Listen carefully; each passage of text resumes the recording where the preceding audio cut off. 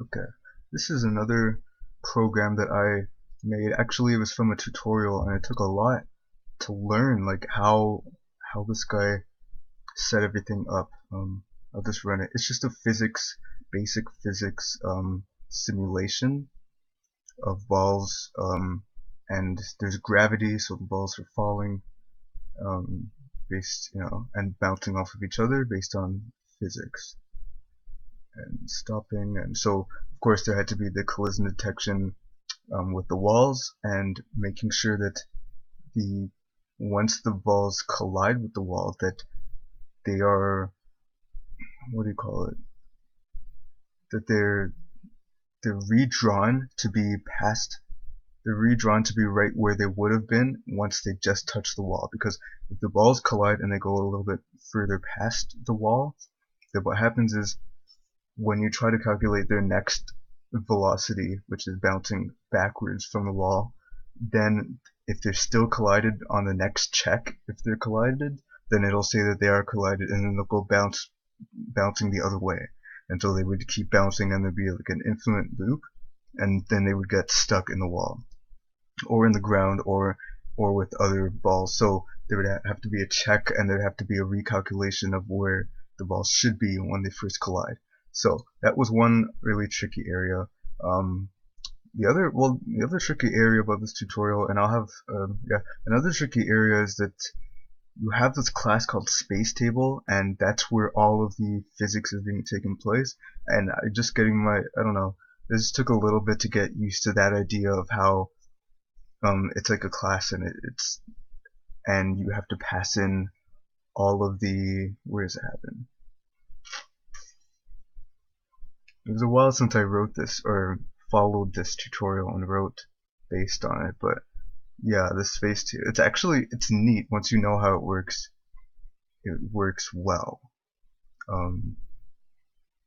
It's just basically everything happens inside the space table. That's really how it works, and it makes sense. Yeah, so there's the collisions, and there's all this calculating with vectors. So we have a separate vector module here.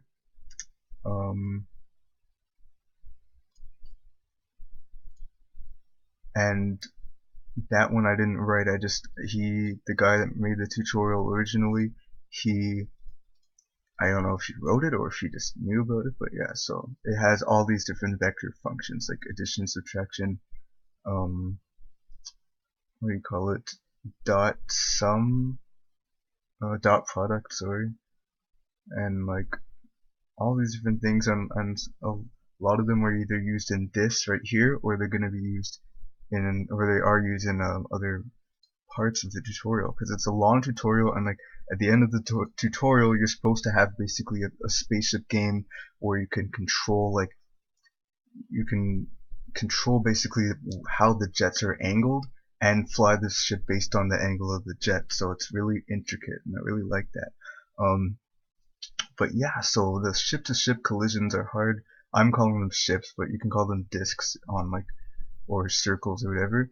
But because it's calculating collisions and the or reflections of the collisions, or the bouncing off of other objects based on them being circles. So you have two forces, the tangential force and the normal force. So there's a lot of stuff to get, because we use vectors for the velocities that are being calculated, and there was a lot of stuff that has to be done, like creating projections where you know that there's normal force and tangential force, and so you have to project onto that axis. It's like when you have one object bouncing or hitting another one, like if you can see my cursor and it bounces like that, then that means there's the normal line and the tangential line, and those are that's like it creates a whole other axis that's like basically, I don't know, in like it's at the angle of the force and whatever, and perpendicular to the force. So you have to project the velocities that you calculate onto those axis lines, so that you have it so when you're projecting it, it's not going to be the same length as it is originally. It'll be the length of it past. Wow, this, I just noticed something weird happened there.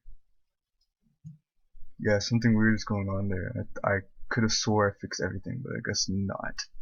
But yeah, so yeah, that's so weird. Okay, so yeah, so there's a lot that had to go on there, and I finally got it, I think.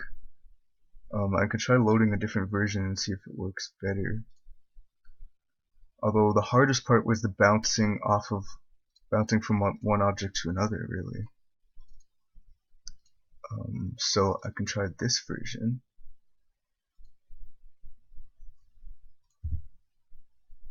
Although you might be a while until it shows that there's an error or not, because yeah, I don't know. Like, all the bouncing works well. I don't know why at the very end there, like after 10 minutes of explaining, there started being some glitches happening. That was really weird to me. I would have expected the balls to stop bouncing, to stop rolling against each other, and then just that be it. So maybe this one will do that. Gosh, weird. Yeah, something's not exactly right there. But that's, I guess, all I'm gonna say on this YouTube video. Yeah, weird. They're not stopping their movement. It could be that I need friction. Um, but that still doesn't quite explain. Like, you'd think that they look like they're about to stop. Yeah. Okay. And this one? No, see, that's not right. They're not supposed to stop moving and then start moving again. Because then why are they? Yeah. Yeah, it's either friction that needs to happen, or something I need to change. It's almost as if they have gravity into this direction. But yeah, no, it's not. It's just something weird. Anyways, thanks for watching.